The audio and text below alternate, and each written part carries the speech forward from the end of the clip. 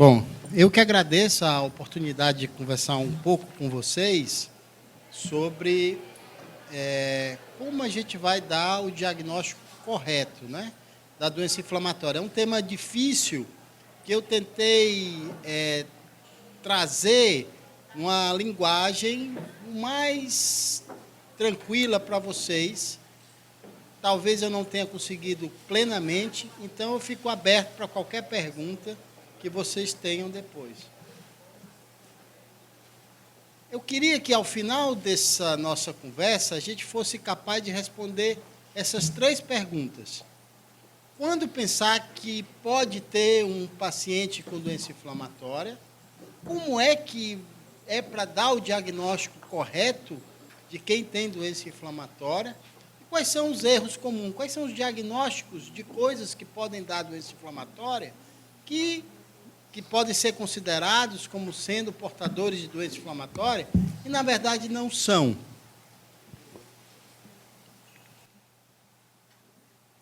Bom, a primeira coisa que eu queria que vocês tivessem na cabeça é que não existe um único exame, um único procedimento capaz de dar o diagnóstico de certeza em quem tem doença inflamatória intestinal. Sendo o diagnóstico tanto da doença de Crohn como da retocolite ulcerativa um conjunto, uma combinação de dados a partir dos sintomas, dos achados de exames laboratoriais, sanguíneos e de fezes, achados de endoscopia e de exames de imagem e, às vezes, até da histopatologia. Daí a importância da gente ter a ideia da necessidade de ter todo o arsenal para que a gente consiga fazer um diagnóstico de qualidade, evitando não dar o diagnóstico correto, que, lógico, leva a um prejuízo no tratamento de quem é portador. Quando é que a gente deve pensar que o paciente pode ter uma retocolite ulcerativa? Ele pode ter uma doença mais distal ou uma doença mais extensa, mas sempre o que vai predominar é o sangramento no reto, com muco, com pus, às vezes tem dor abdominal, às vezes tem febre, e é um quadro crônico. Não é um paciente, a gente não deve pensar num paciente que tem 2 ou 3 dias de diarreia com sangue, como ele já sendo um portador de uma doença crônica, como é a doença inflamatória intestinal. Por outro lado, a doença de Crohn, o que a gente deve pensar é naqueles pacientes que têm uma diarreia crônica não sanguinolenta. E lembrando sempre, que eu estava discutindo aqui com o meu amigo Adelson e o Mariton, as lesões perianais. Muitas vezes, a gente tem a impressão que o pior o achado é as lesões perianais. Aí procura um cirurgião, procura alguém que eventualmente não tem muito afeito à doença, e aí há uma condução do caso, digamos, não da maneira completamente correta.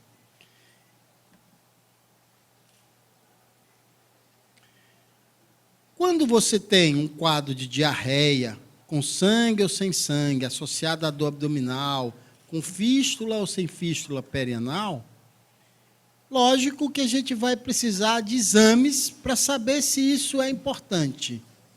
É fundamental a importância que vocês saibam que não existe nenhum exame de laboratório capaz de dizer que você ou que o paciente tem uma doença de Crohn. Às vezes se perde uma quantidade imensa de exames sem ter um diagnóstico ainda de certeza. Às vezes atrasando até o diagnóstico.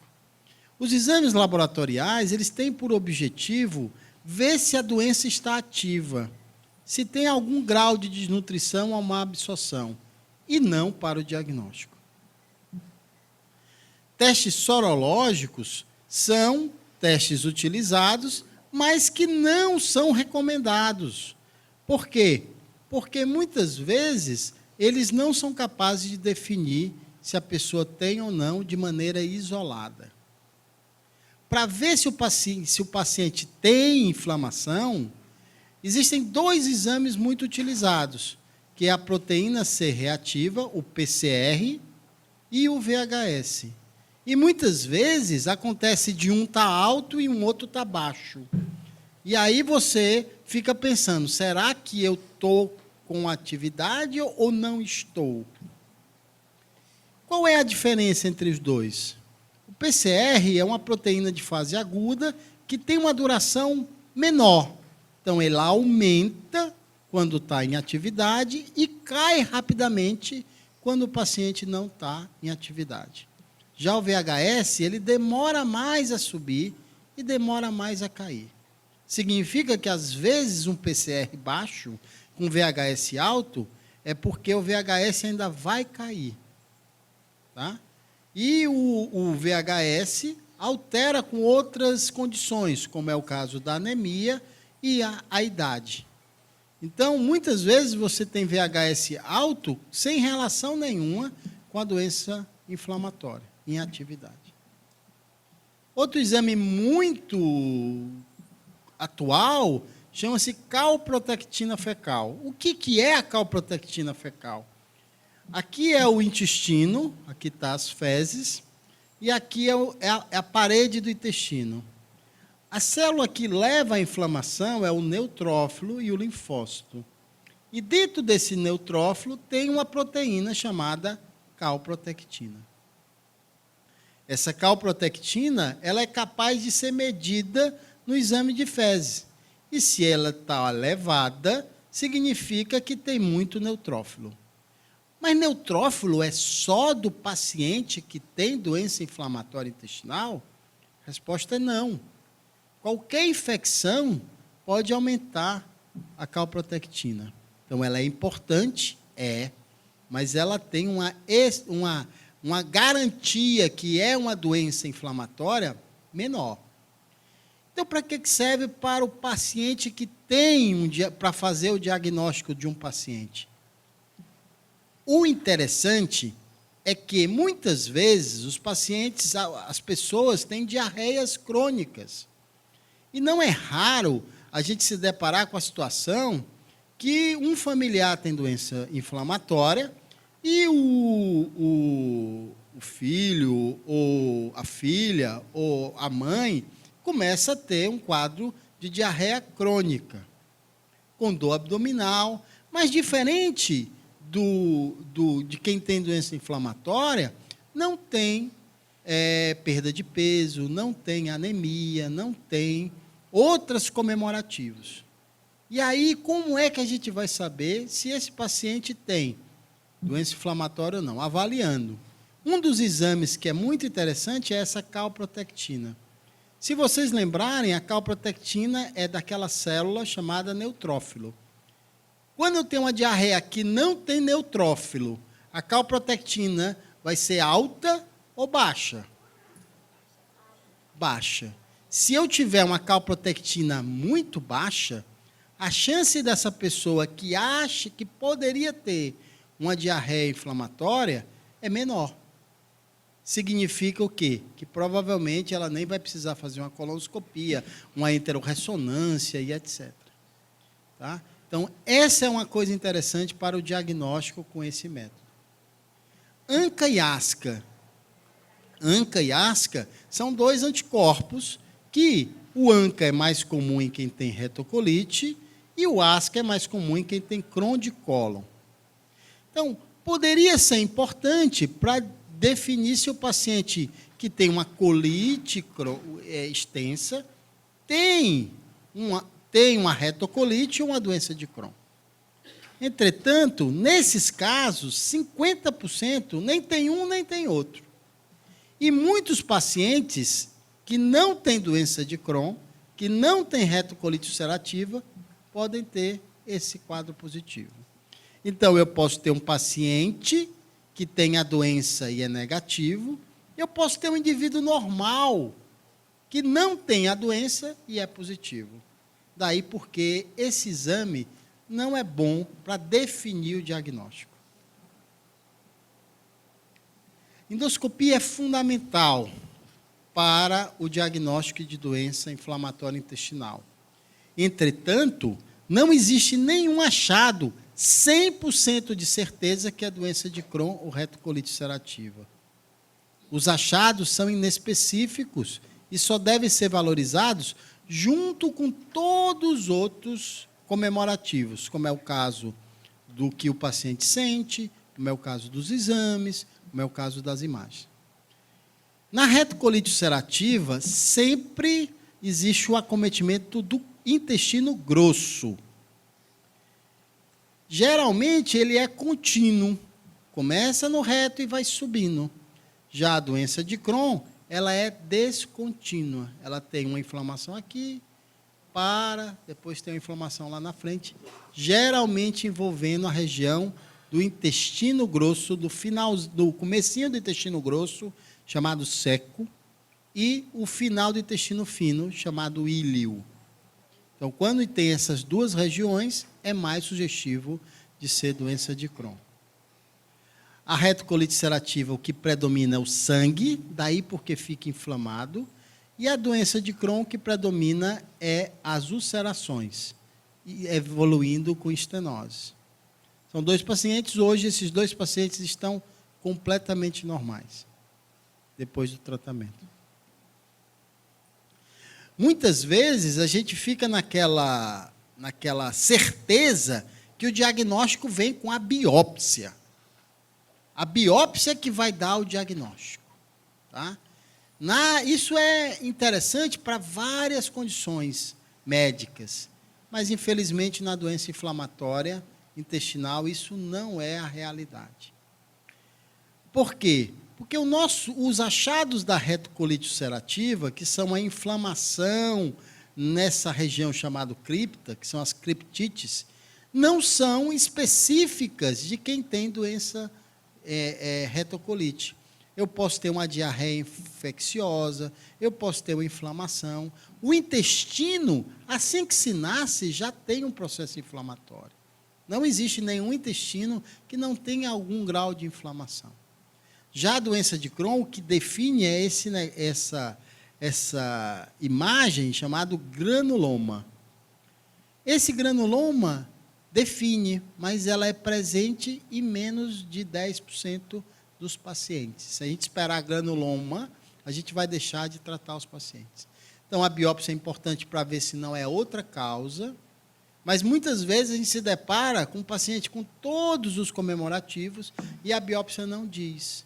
E o paciente, de maneira, com muita angústia, diz, mas doutor, o senhor tem certeza que eu tenho doença de Crohn? A biópsia não deu. A pergunta é, nós temos que lhe tratar. Certeza eu vou ter com o tratamento, mas eu tenho a esperança de poder lhe ajudar. E eu só vou poder lhe ajudar se a gente escolher um caminho. Geralmente o caminho é o certo, para tentar ajudar o paciente. Esses métodos de imagem novos, o acesso é muito difícil, mas é muito interessante para avaliar, sobretudo, o intestino delgado. O nosso trato digestivo, ele tem o intestino delgado e o intestino grosso. O intestino delgado, para vocês terem ideia, tem 6 metros dentro da nossa barriga. E não tem um aparelho de endoscopia, até existe já, mas que tenha a condição de ver completamente. E já existe, mas são exames muito mais aprofundados. E o que é que aconteceu? Houve o desenvolvimento de métodos de imagem capazes de ver essa parte que a gente não conseguia ver, que são a ultrassonografia intestinal, que no nosso meio, eu não sei os outros estados, ainda eu não sei como está lá no sul, ainda não depende muito do médico, e a enterotomografia, a enterorressonância, isso a gente tem já bastante, tá? E alguma coisa de cápsula endoscópica para ver o intestino delgado. Mais do que isso, mais do que ver se tem doença ou não, a gente é capaz de antecipar o problema. Se existe algum grau de inflamação, de obstrução, de alguma fístula. Isso aí permite que a gente antecipe o tratamento, evitando que haja algum grau de complicação. Então, às vezes, mas, doutor, estou tão bem, por que o senhor quer esse exame? Tem que beber aquele bocado de líquido? Vocês sabem melhor do que eu. Por quê? É para tentar ver se tem alguma coisa que a gente possa evitar antes que aconteça. Sempre a gente deve se preocupar com o risco da radiação. Por isso é que a gente tende a fazer mais a ressonância. Mas, doutor, aquela ressonância fica todo preso lá, não pode ser aquela que a gente entra e sai rapidinho? Eu já fiz umas 10, aquela ali não dói nada. Por isso mesmo que a gente não deve fazer, porque a tomografia tem mais radiação do que a ressonância. Essa é a explicação. Algumas imagens, tá? Uma doença no ilho, uma doença no jejum. Essa doença aqui seria impossível a gente detectar. Se a gente faz, por exemplo, alguma cápsula endoscópica, tem uma chance grande de a cápsula ficar parada. E isso é uma coisa que a gente deve evitar, né? Aqui é um grau de obstrução no paciente que não tinha nenhum sintoma, estava bem. Tinha um grau de obstrução importante. E aqui uma fístula iliocecal. Então, isso aqui faz com que a gente mude o tratamento e evite que o paciente fique mais doente. Antes, a gente já muda o tratamento, já opta por uma indicação cirúrgica para que fique melhor a qualidade de vida de vocês. Uma das coisas mais difíceis é o diagnóstico diferencial. E isso eu fico com até certo grau não é felicidade, mas de tranquilidade. Quando eu me formei aqui no Ceará, 22 anos atrás, eu não tinha visto nenhum paciente com Crohn. Nenhum paciente com Crohn. Aí eu fui para São Paulo, 2000, mais ou menos, ou seja, há 20 anos atrás, 22 anos, 20 anos atrás, eu estava fazendo gasto, tinha um certo grau de doença de Crohn. E aí que a gente via aí do retocolite, que ninguém pensava na doença. Ninguém pensava. Ninguém pensava na doença. Se não pensa, não dá o diagnóstico. Hoje a gente pensa muito, ainda bem. Mas também, quando se pensa demais, nem sempre é. E os tratamentos não são isentos de complicação. Então, a gente sempre tem que pensar que pode ser, mas sempre achando que talvez não seja. Nisso daí é que eu queria trazer alguns exemplos de coisas que eu acho importante. As infecções, as doenças vasculares, o uso de medicamentos e outros. No nosso meio, acredito nos outros estados do Nordeste é a mesma coisa, a gente se preocupa muito com a tuberculose. A gente ainda tem uma taxa de infecção de tuberculose muito alta, tá? E o quadro clínico é muito parecido. E se eu der remédio, um Remicade, um Mira, para alguém que tem tuberculose, vai ser um desastre. E, às vezes, se a gente não tratar o paciente que está doente, achando que ele tem tuberculose, e aí ele vai piorando, é outro desastre. Tá? Então, às vezes, isso aqui é muito difícil, e, às vezes, a gente tem algum nível de complicação. Porque o BCG ele é muito limitado, aquele PPD, acho que todo mundo já ouviu falar.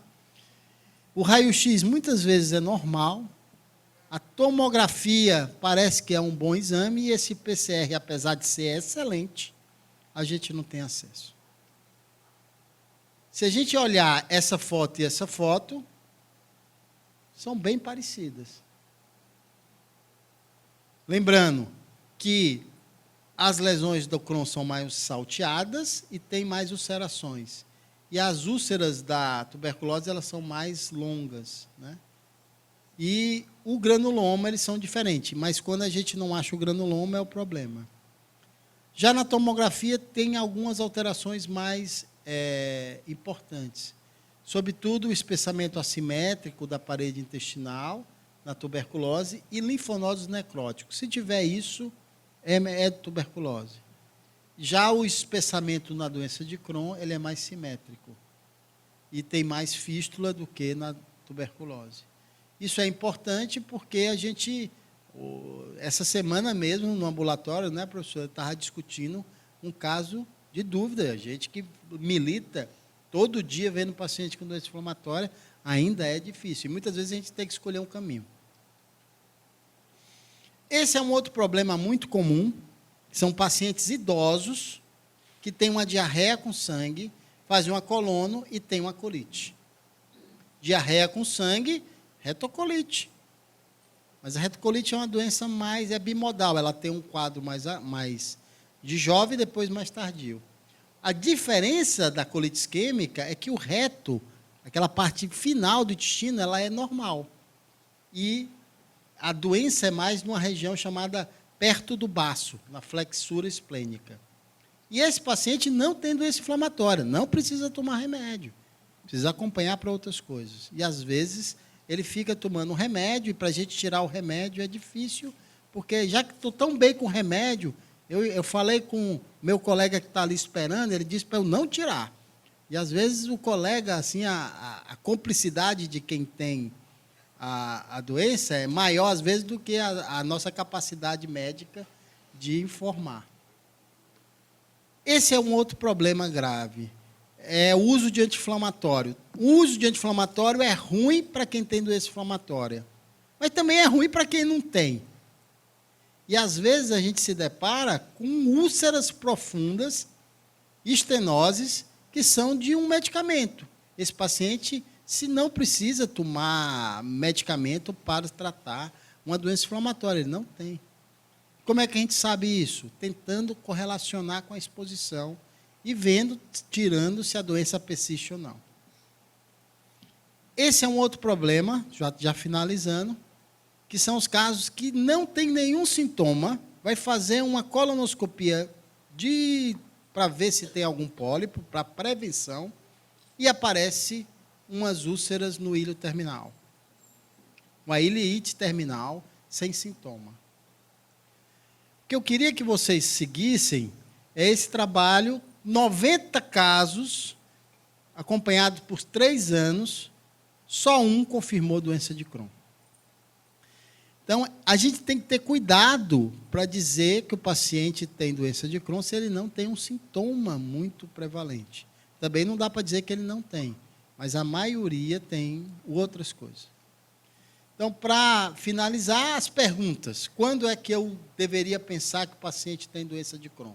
Todo paciente que tem diarreia crônica, com padrão inflamatório, com sangue, com muco, ou com dor, perda de peso, febre.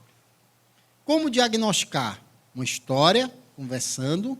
Daí, porque às vezes a gente conversa mais de uma vez sobre a mesma coisa. Eu disse, mas eu falei para o senhor na última consulta. Não, dá para falar de novo, só para... Exames laboratoriais, lembrando que aquele PANCA e ASCA é mais limitado, endoscopia, colonoscopia, e quem tem sintoma alto, endoscopia alta, biópsia e a tomografia entre o TC. E sempre pensar que o paciente pode não ter doença inflamatória, pode ter infecções, lesões vasculares, uso de anti-inflamatórios, e nem toda ileite é doença de Crohn.